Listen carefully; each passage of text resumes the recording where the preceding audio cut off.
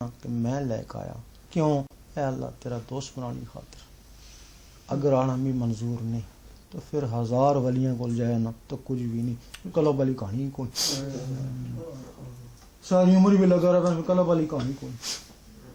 ہاں پھر اگر اللہ قبول کر سی کہ ہاں میں اسی قبول تو کر کے نہ ہوا لیکن اس نا زامن کون ہے نس جاتا ہے دوست کی ازمانت پڑھنا نا میرا اس کی ازمایا نس کیا پھر ضمانت کرنا پہ کون آسی واپس ہو میرے غوث پاک ضمانت سبحان اللہ سبحان اللہ. پھر میں اس نظام گواہی کون دے سی وہ جنہاں دو ولیاں نال محبت کرنا یا دربارت آنا جانا وہ گواہی دینے تصدیق کون کر سی پھر حضور پاک تصدیق کرنے پھر اللہ تعالیٰ منظوری دینا تو پھر اس نہ قلب جاری ہونا. تو پھر اگر نس بھی گیا تو نپ کا کہنا نہ سننا جنہاں تصدیق جنہاں ضمانتیں دیتی ہے نا وہ تو پھر نہیں چھوڑنے جدھر نس کے جاسی موڑ کے پھر اتھی کھڑا سن اس کی تو اس تو بغیر یہ جڑا نا ایک قلب جاری نہیں ہونا. تو طریقہ تو سنگ دس چھوڑنے کرنا چاہو اقرار کرو کہ میں کرسا ہوں تو پھر اگر پوچھو نے نا اس بندے اقرار کیتا سی تو جنہ اقرار کر سکو تو اس اوپر کھڑسی کون اقرار ہی نہیں دیا کون کھڑسی اس نے جڑا ذکر لانا چاہنے نا میں نال اللہ پڑھن نا تو نے کی اجازت ہو جاسی بس کوئی پیسہ نہیں مٹھائی نہیں بیعت نہیں ایک اجازت ہے پڑھو اللہ اللہ اللہ اللہ اللہ اللہ اللہ اللہ اللہ اللہ اللہ اللہ اللہ لا الہ الا اللہ محمد رسول اللہ. ہوں کوئی گل پوچھنی ہے میں دسیا کوئی سمجھ نہ آئی ہوئے پہلے دل نہیں تسلی بھی کر کے کوئی گل پوچھنی ہے کیونکہ ساڑھے متعلق ساڑھے سجن بھی بہن تو دشمن بھی بہن بہت مولوی ساڑھے نال بہت مولوی ساڑھے مخالف نا تو جڑے مخالف ہیں نا انہوں ساڑھے خلاف کافی قسم قسم پروپیگنڈا کیتا لوگوں سے. اس مارا اگر کوئی سنی سنائی ایسی گل ہوا تو اس نے پوچھنا تاکہ دل میں کوئی ایسی بدگمانی بھی نہ رہے. ہاں جی طریقت کیا چیز ہے؟ سارا میں قصہ طریقت نہیں کیتا ہے نا شریعت کا ذکر کیا اور طریقت کا ذکر کیا. نہیں شریعت یہ ہے نا ظاہری زبان سے رکوع سجود جو کچھ کرتے ہیں نا یہ شریعت ہے جی. تو وہ جو اندر کی روح ہے نا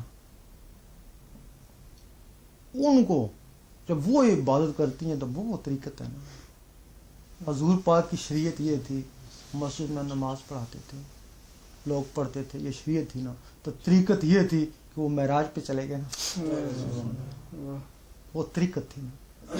اب پھر وہ لوگ جو ہے نا وہ بھی معراج تک پہنچنے کی کوشش کرتے ہیں نا کچھ لوگ پہنچ جاتے ہیں صرف یہ ہے کہ حضور پاک جسم سے پہنچے دوسرے لوگ جسم سے نہیں پہنچے وہ اپنے روح کے ذریعے وہاں تک پہنچ جاتے ہیں نا. یہ طریقت ہے نا. شریعت میں یہ ہے کہ تو مسجد میں جا کے نماز پڑھ جماعت سے تو طریقت میں یہ ہے کہ وہاں عرش مولا میں نماز پڑھ حضور پاک کے پیچھے جا کے یہ طریقت ہے.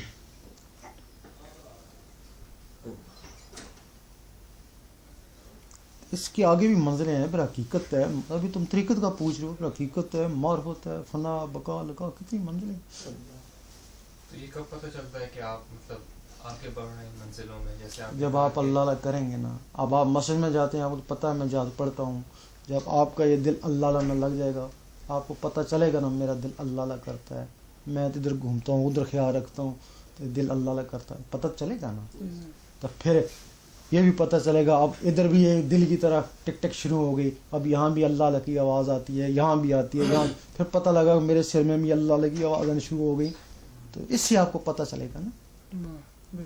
اس کے ساتھ ساتھ جس طرح اب آپ کو خواب شیطانی آتے ہیں نا پھر رحمانی خواب آنا شروع ہو جائیں گے نا. پھر آپ سمجھ آئیں گے میں حضور پاک کے روزے پہ چلا گیا میں نے خانہ کعبہ دیکھا میں ولیوں کے درباروں پہ جا رہا ہوں پھر پتہ چلتا جائے گا نا. اس طرح پھر جو آپ کا جو ماسٹر ہو گائیڈ کرتا رہے گا نا آپ کو.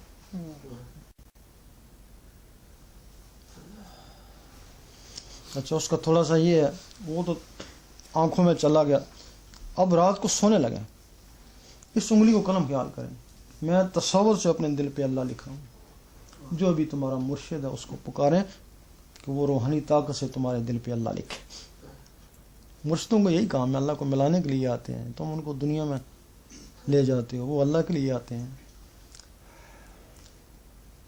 اگر کوئی مرشد نہیں ہے یا تمہارا مرشد کمزور ہے, آج کل کمزور بہت ہے نا. ولی تھا, اس کا بیٹا, پھر بیٹا, پوتا, پوتا, پوتا, صدیوں سے سلسلے چلے تو سارے ولی تو نہیں ہوتے ہیں نا. پھر جو لوگ گدی نشین یا سجادہ نشین کے ہاتھوں چڑھ گئے نا, تو ان کو تو یہ چیز حاصل نہیں ہوتی ہے نا. اگر وہ کمزور ہے, نہیں پہنچتا ہے, پھر جس دربار پہ آنا جانا تمہارا کامل ذات کی دربار ہو, اس کا تصور لیں کہ وہ دربار والا میری مدد کر رہا ہے. جو کامل ذات ہے, جس طرح اپنی زندگی میں فیض پہنچا سکتے تھے نا, اس طرح زندگی کے بعد فیض پہنچا سکتے ہیں. اس کے بعد اگر وہ بھی کوئی نہیں پہنچتا, پھر حضور پاک کے روزوں کو لے لیں کہ میں آپ کا امتی ہوں, اب میں اس تگ و دو میں لگ گیا, اللہ کو پانے کے لیے میری مدد. پھر جہاں آپ کا نصیبہ ہوگا نا, وہ چہرہ یا وہ دربار آپ کے سامنے آ جائے گا. صبح اٹھے, وضو ہے یا نہیں, دل کا وضو پانی سے تھوڑی ہوتا ہے. سارا دن پانی میں گھسے رہو, پانی اندر تھوڑی جائے گا. ذکر خفی کرتے رہے. جس دن دل کی دھڑکن نے پکارن اللہ, اس سمجھے آج میری گاڑی اللہ کی طرف چل پڑی. یہ طریقہ ہے. طریقت کا تعلق اس دل سے ہے. پھر اللہ اللہ کرتے کرتے اللہ تک پہنچ جاتا ہے. اس کو حقیقت بولتے ہیں. حقیقت کا تعلق ان نظروں سے ہے, اس کو جا کر دیکھ دیتا ہے. جس کو پکارتا ہے ایک دن اس کو دیکھ لیتا ہے. وہ حقیقت ہے نا.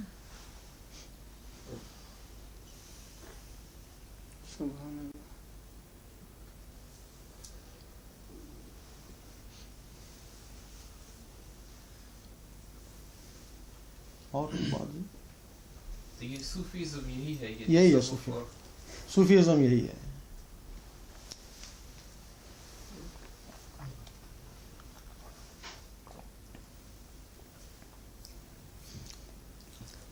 یہ حضور پاک کے زمانے سے ہے. حضور پاک کے زمانے سے پہلے بھی تھا.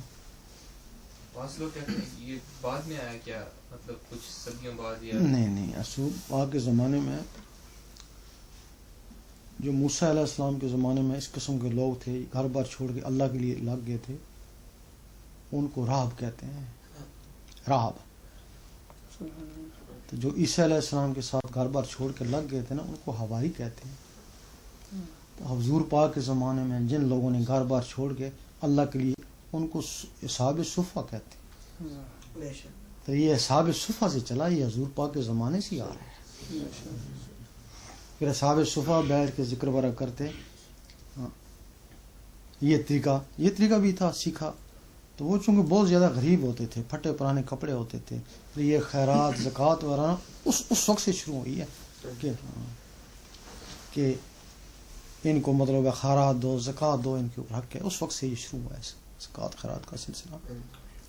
تو پھر جب آپ ان کے پاس بیٹھتے ہیں تو پھر صحابہ کرام آپ کو کہتے تھے, اب آپ ان کے ساتھ بیٹھیں گے تو لوگ جو ہے نا وہ مذاقیں بنائیں گے, یہ بھوکے ننگے ان کے پاس جا کے بیٹھ جاتے ہیں, آپ کی شان کے خلاف ہے. آپ نے تھوڑے دن اجتناب کیا تھا, تو پھر آیت اتری تھی کہ آپ ان کے پاس بھی بیٹھا کریں. پھر حضور پاک ان کے پاس بیٹھا کرتے تھے. یہ وہاں سے صوفیزم شروع ہوا ہے.